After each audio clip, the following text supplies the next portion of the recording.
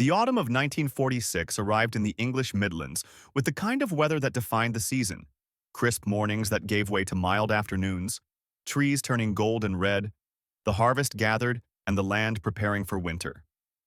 At a prisoner of war camp near Nottingham, approximately 300 German soldiers lived in a state of bureaucratic limbo, the war over for more than a year, but repatriation delayed by the chaos of processing millions of displaced persons and the British government's decision to retain POW labor for reconstruction work.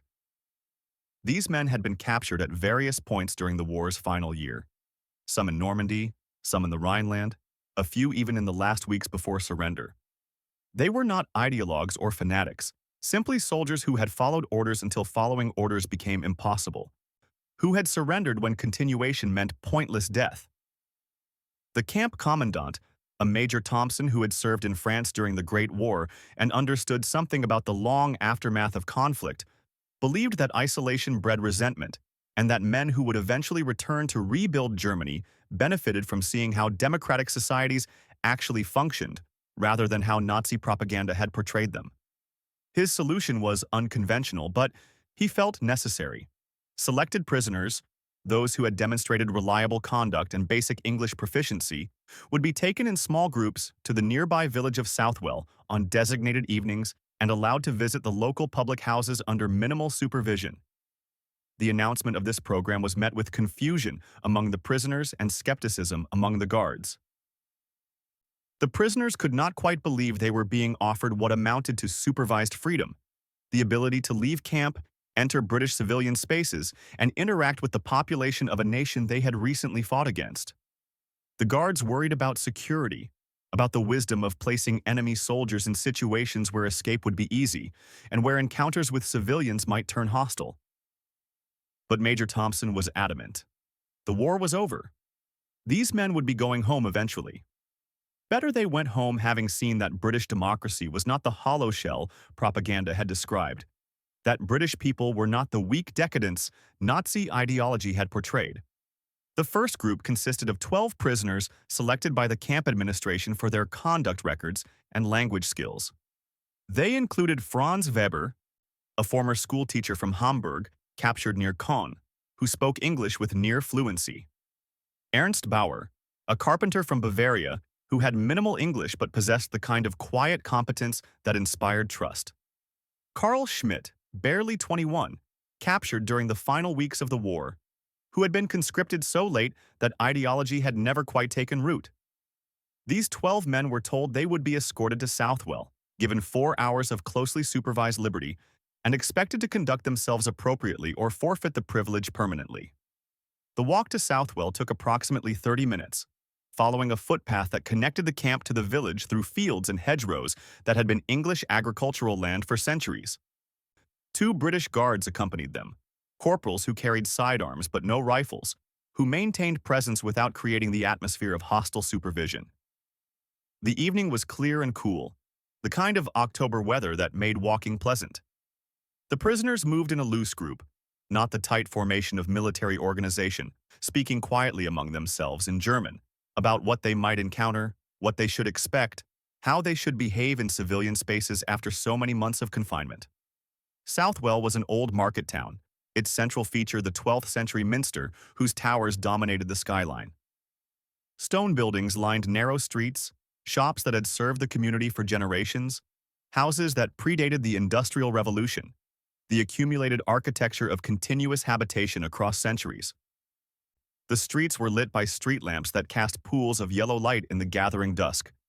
Civilians walked past, women returning from shopping, men finishing work, children playing in the last light of evening, and they looked at the group of German prisoners with expressions that ranged from curiosity to suspicion to indifference, but not, notably, with the outright hostility the prisoners had half expected. The British corporal leading the group stopped at a pub called the Saracen's Head, a timber-framed building that dated to the 16th century, its dark beams and whitewashed plaster marking it as genuinely old in ways that impressed men from a nation where old meant centuries rather than decades. The corporal explained the rules simply. They would enter. They would be allowed to purchase drinks with scrip that the camp provided. They would sit and behave as patrons, not as prisoners being rewarded or punished. If anyone caused trouble, everyone lost the privilege. If they conducted themselves appropriately, this would become a regular opportunity. The prisoners entered through a heavy wooden door into warmth and light and the smell of beer and tobacco smoke. The pub's interior was what every English country pub had been for generations. Low ceilings crossed by dark beams, tables worn smooth by decades of use, a bar where the landlord pulled pints with practiced efficiency, walls decorated with hunting prints and agricultural implements that served as reminder of the building's long association with rural life. Perhaps 30 people occupied the space. Farmers finished with the day's work, shopkeepers relaxing before heading home, a few women sitting in pairs over glasses of port or sherry, the regular clientele of a village pub on a weekday evening. Conversation stopped when the Germans entered. The silence was not hostile, but it was heavy, weighted with the awareness that men who had recently been enemies were now standing in a space that represented the heart of English civilian life. The pub being to English culture what the church square was to German villages, the social center where community was defined and maintained. The prisoners stood uncertain, not knowing whether to advance or retreat, caught between the permission they had been given and the social reality of walking into a room full of people whose nation they had bombed, whose sons and brothers and fathers had fought against them. The landlord, a large man in his 50s with the weathered face of someone who had spent decades managing people in various states of inebriation, broke the silence. He looked at the British corporal and said, loud enough for everyone to hear, "These lads prisoners, then?" The corporal confirmed it. The landlord nodded once, then addressed the Germans directly in English that assumed they could understand. "Right then. You'll drink like anyone else, you'll pay like anyone else, you'll cause no trouble like anyone else. That understood?" The prisoners nodded. The landlord gestured to empty tables near the back. "Find yourselves seats. What'll you have?" The symbolic object that defined this experience was the pint glass, thick, functional, filled with dark bitter beer that was as essentially English as tea or roast beef. The pint represented not just alcohol but ritual, the ancient practice of men gathering to drink together, to share space and conversation, to participate in social bonding that transcended immediate circumstances. For the Germans, ordering and receiving pints of bitter was an act laden with meaning. They were being treated not as prisoners to be guarded, but as customers to be served, not as enemies to be excluded, but as participants in a social practice that defined British community life. Franz Weber, the schoolteacher, approached the bar and ordered in careful English. The landlord pulled the pints with the same practice motion he used for every customer, set them on the bar, accepted the script the camp had provided, made change without comment. The transaction was ordinary, mundane, exactly like thousands of similar transactions that occurred every evening in every pub across Britain. But its very ordinariness was what made it extraordinary. The prisoners were being included in normal British life, were being trusted to participate in civilian social rituals, were being given access to the kind of everyday experience that revealed more about a society than any grand gesture or official pronouncement. The prisoners carried their drinks to the back tables and sat, hyper-aware of the dozens of eyes watching them, conscious that their behavior would be scrutinized and judged. They drank in silence initially, the bitter beer unfamiliar but not unpleasant, stronger and less sweet than German beer but carrying its own character.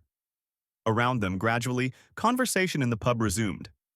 Not immediately, not enthusiastically, but the rhythms of social interaction reasserted themselves. People returned to discussions interrupted by the Germans' entrance. Laughter emerged from corners where friends shared stories. The normal sounds of pub life filled the space that silence had occupied. One of the older patrons, a farmer by his appearance, stood and approached the German table. The prisoners tensed, unsure what this might mean, whether confrontation was coming. The farmer looked them over for a long moment, then spoke in the kind of basic English that assumed they might have difficulty understanding. "Any of you lads from round Hamburg?" Franz Weber acknowledged that he was. The farmer nodded. "My boy was in bomber command, flew raids over your city in '43. Didn't come back from one of them." The statement hung in the air. Neither accusation nor confession, simply fact. "Figured you should know that. Figured I should tell you face to face like." He returned to his table without waiting for response. The German prisoners sat with this information, processing what it meant that a man whose son had died bombing their city had approached not to curse them but simply to state a truth, to acknowledge the reality that war had created losses on both sides, that they sat in this pub as survivors of something that had killed the farmer's son and thousands like him. The encounter was neither forgiveness nor condemnation. It was simply acknowledgement, the kind of honest confrontation with reality that democratic societies permitted, because free speech meant the freedom to express difficult truths without fear of state punishment. As the evening progressed, other interactions occurred. A younger man, perhaps 30, joined the Germans briefly, asking where they had been captured, what battles they had fought in, treating their military experience as a topic of genuine, if complicated interest, rather than something to be ignored or condemned. A woman whose husband had died at Arnhem sat at an adjacent table and said nothing, simply looked at them with an expression that conveyed more than words. Not hatred exactly, but deep sadness. The awareness that these young men represented the force that had made her a widow. Her presence was itself a statement, a reminder that their presence in this pub was possible only because people like her were willing to tolerate it despite personal grief.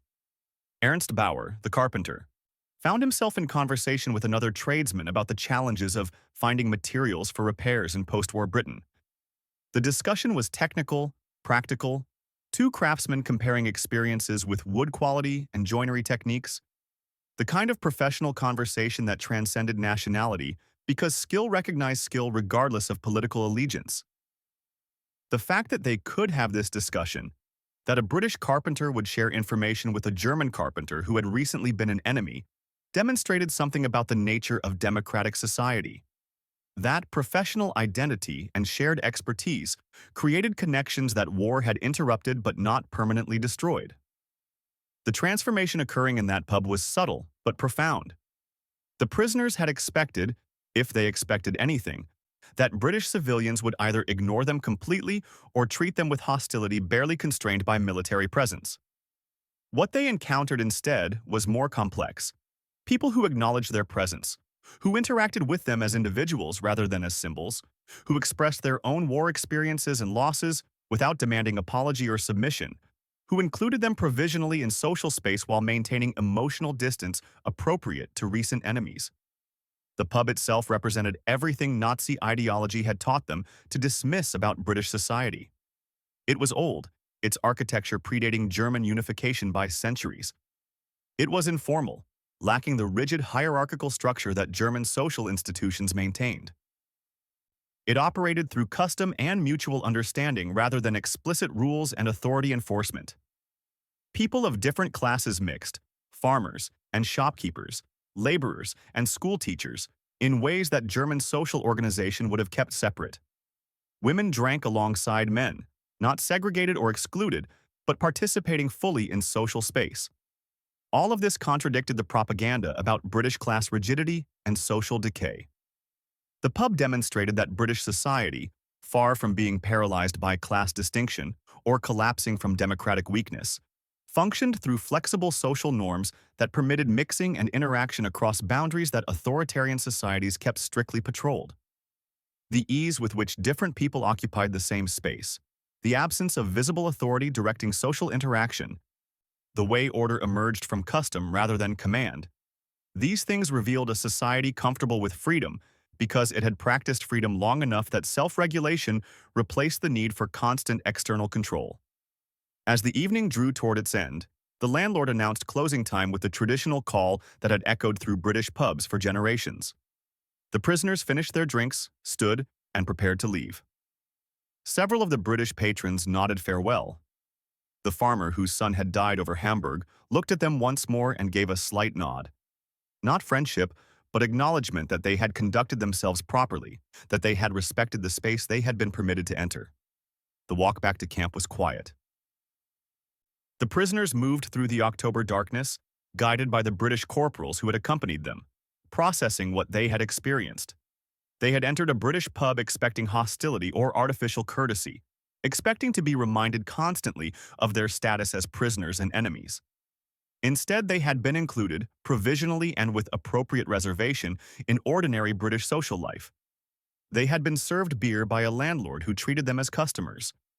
They had conversed, however briefly, with British civilians who addressed them as individuals rather than as categories. They had witnessed British society functioning not through propaganda or performance, but through the ordinary interactions of people going about their normal lives. Franz Weber, walking beside Ernst Bauer in the darkness, spoke quietly about what had surprised him most. Not the beer, or the building, or even the interactions, but the absence of fear. The British civilians in that pub had not been afraid of them, had not treated them as dangerous enemies requiring constant surveillance, had allowed them into civilian space with a level of trust that seemed remarkable given recent history. This absence of fear suggested something about British confidence, that a nation secure in its institutions and its military victory could afford to be generous, could permit former enemies access to its social spaces without anxiety that such access threatened national security or social order. In the weeks that followed, the pub visits became regular occurrences. Different groups of prisoners were rotated through the program, always in small numbers, always under the same rules about conduct and behavior. The initial novelty faded. The British civilians in Southwell grew accustomed to seeing German prisoners in their pubs, treating them with the same casual tolerance they extended to any strangers who behaved appropriately. The prisoners, for their part, came to look forward to these evenings not as exotic experiences, but as regular breaks from camp routine, opportunities to participate briefly in normal social life. Some prisoners developed something approaching friendships with British civilians they encountered repeatedly. Conversations moved beyond stilted politeness to genuine exchange of views about farming techniques, construction methods, family life, the universal topics that men discuss when immediate circumstances permit connection across national boundaries. These were not deep friendships, not the kind of bonds that would persist across distance and time, but they were genuine human connections, moments of recognition that men on both sides of the war were simply men, shaped by circumstances beyond their control, doing their best to survive and perhaps understand. The program's success, measured not in dramatic incidents but in the absence of problems, led other camps to adopt similar approaches. German prisoners working on farms began receiving invitations to eat meals with the families who employed them. Prisoners with trade skills were allowed to work alongside British craftsmen with minimal supervision. The boundaries between captive and free remained but became more permeable, less absolute than the wire fences and guard towers suggested. This gradual integration occurred because British society operated from assumptions fundamentally different from Nazi ideology. The British had won the war, had survived 6 years of total conflict, had defeated an enemy that had threatened their existence. They could have treated German prisoners with harsh victor's justice, could have implemented revenge through deliberate cruelty or systematic exploitation. Instead, they chose to follow Geneva Convention guidelines not as minimum requirements but as standards to be exceeded when practical. They did this not from weakness but from strength, from confidence that their institutions and values were secure enough that small acts of generosity toward defeated enemies cost nothing and might gain much. The prisoners who experienced these pub visits carried the memory with them when repatriation finally occurred in 1947 and 1948. Some returned to Germany bearing stories about British treatment that contradicted everything they had been taught during their Nazi education. They told relatives and friends about being taken to English pubs, about drinking beer alongside British civilians, about conversations with farmers whose sons had died fighting Germany, but who still treated German prisoners as human beings deserving basic dignity. These stories spread through a defeated nation, trying to understand what it had fought for and why it had lost, contributing to the gradual process of denazification not through official re-education programs, but through personal testimony about comparative societies. A few prisoners chose to remain in Britain rather than return to Germany. They found work with farmers or craftsmen they had met during captivity, obtained permission to stay as displaced persons, eventually became British citizens, through naturalization processes that recognized their wartime service as prisoners, had not permanently excluded them from potential inclusion in British society. These men, living in English villages, working in English trades, drinking in English pubs, represented the ultimate transformation. Enemies who had become neighbors, prisoners who had become citizens, Germans who had become British through choice rather than conquest. The pubs where this transformation occurred continued their ancient function long after the war became history. The Saracen's Head in Southwell still serves beer to locals and visitors, its 16th-century timbers still supporting the roof, its tables still worn smooth by generations of use. Nothing marks it as a place where German prisoners once drank alongside British civilians, where small acts of ordinary social inclusion contributed to post-war reconciliation. The building simply endures, serving its community as it always has, the physical continuity embodying the institutional continuity that allowed Britain to absorb the shock of war and emerge with its essential character intact. The deeper significance of those pub visits lay not in their immediate impact, but in what they revealed about the difference between democratic and authoritarian societies. The Nazi regime had taught that strength came from rigid control, that social order required constant enforcement, that permitting freedom invited chaos that only authority could prevent. But British pubs demonstrated the opposite. That order could emerge from custom, that social mixing across class boundaries strengthened rather than weakened society. That trust extended to former enemies did not represent dangerous naivety but confident strength. The pint glasses that German prisoners raised in English pubs became symbols of this larger truth. Each drink served represented not just hospitality, but democratic principle, the belief that all men, regardless of their past actions or national allegiances, deserved treatment as individuals capable of choosing how to behave in present circumstances. The pub landlords who served those drinks made no grand statements about reconciliation or democracy. They simply pulled pints, took payment, maintained order when necessary, and treated German prisoners like any other customers because that was what publicans did.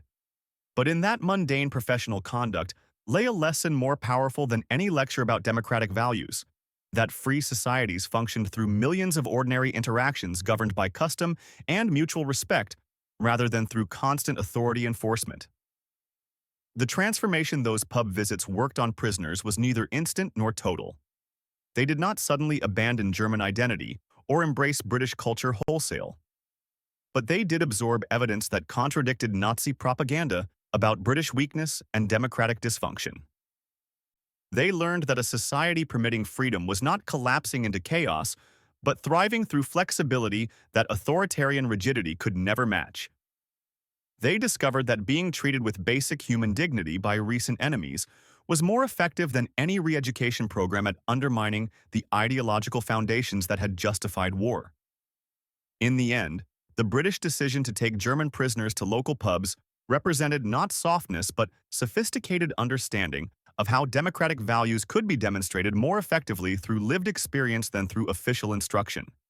The prisoners who entered those pubs, expecting hostility or artificial tolerance instead, encountered something more challenging. Ordinary British people going about ordinary British life, including former enemies in that life, provisionally but genuinely, demonstrating through daily social practice that democratic society worked not because it was perfect, but because it had learned through centuries of practice how to balance freedom with order, how to maintain social cohesion without requiring ideological uniformity, how to extend basic human dignity even to those who had recently wished them harm. The silence that greeted German prisoners in those pubs was neither hostile nor welcoming. It was the silence of recognition that enemies could become, however tentatively, simply people sharing the same space, the same drink, the same human need for social connection that transcended the temporary insanity of war.